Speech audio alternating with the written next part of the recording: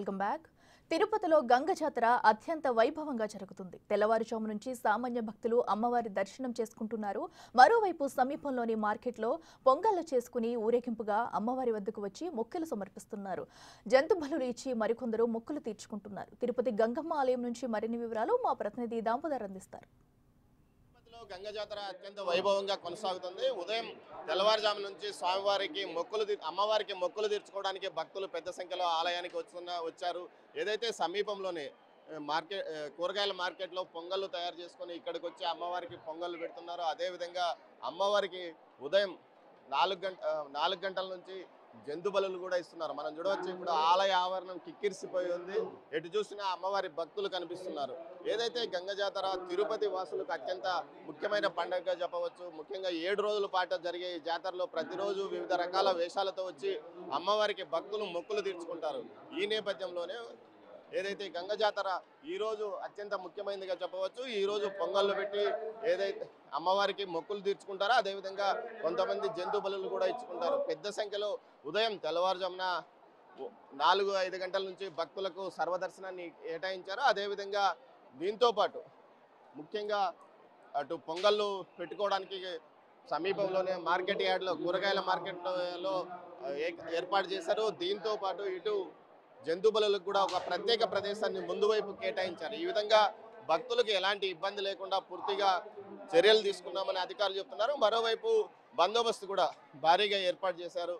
6 డిఎస్పీలతో పాటు 36 మంది సిఐలు, అదేవిధంగా ఎస్ఐలు, మెన్ అంతా కలిసి ఏకంగా 360 నుంచి 400 మంది సెక్యూరిటీ సిబ్బందితో ఏర్పాట్లు చేశారు. మరోవైపు ఎక్కడికెక్కడ క్లీనింగ్ సిబ్బంది, నగరపాలక సంస్థకు చెందిన పారిశుద్ధ్య కార్మికులు కూడా పూర్తి స్థాయిలో ఏర్పాట్లు చేస్తున్న పరిస్థితి. మరోవైపు దీంతో పాటు ఇటు అమ్మవారి దర్శనానికి వచ్చే భక్తులు ప్రతి ఒక్కరూ సులభంగా అమ్మవారి దర్శనాన్ని చేసుకునే విధంగా ఇటు 3 కౌంటర్లను ఏర్పాటు చేశారు. శీఘ్ర దర్శనం, సర్వదర్శనం పేరుతో ఇటు 100 రూపాయల శీఘ్ర దర్శనం టికెట్లు కూడా ఏర్పాటు చేసి దర్శనానికి అనుమతిస్తున్న పరిస్థితి. ఈ విధంగా ఏదైతే గంగ జాతర సందర్భంగా ఎలాంటి ఇబ్బందులు తలెత్తకుండా అధికారులు ఏర్పాటు చేశారో, ఈరోజు ఏదైతే నిన్న సాయంత్రం నుంచి భక్తుల తాకిడి ప్రవాహంలా ఉందని చెప్పవచ్చు. అదేవిధంగా భక్తులు అమ్మవారిని దర్శించుకోవడానికి కూడా పెద్ద సంఖ్యలో వస్తున్న పరిస్థితి. ప్రత్యేకంగా ఈసారి అమ్మవారి హుండీ కూడా బయట ఏర్పాటు చేశారు.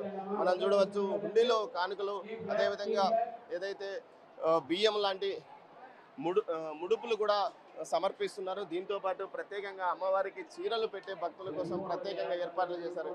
ఈ విధంగా పూర్తి స్థాయిలో ఇటు ఈసారి ఎలాంటి సామాన్య భక్తులకు ఎలాంటి ఇబ్బందులు తలెత్తకుండా అన్ని రకాల ఏర్పాట్లు చేసిన పరిస్థితి.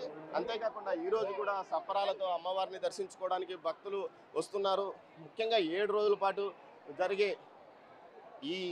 జరిగిన గంగ జాతర సందర్భంగా ఎలాంటి ఇబ్బందులు తలెత్తకుండా అన్ని రకాల చర్యలు అధికారులు తీసుకున్నప్పటికీ అక్కడక్కడ కొంత ఇబ్బంది తలెత్తినప్పటికీ గతంలో కంటే ఈసారి సామాన్య భక్తులకు ఎక్కువ ప్రయారిటీ ఇవ్వడంతో పాటు ఆలయ కమిటీగా, ఉత్సవ కమిటీగా ఏర్పాటు చేసిన ఏదైతే స్థానిక కూటమి నాయకులు కూడా ఎక్కడికక్కడ అధికారులకు సహకరిస్తూ ఎలాంటి ఇబ్బందులు తలెత్తకుండా చర్యలు తీసుకుంటున్నారు. మరోవైపు ఈరోజు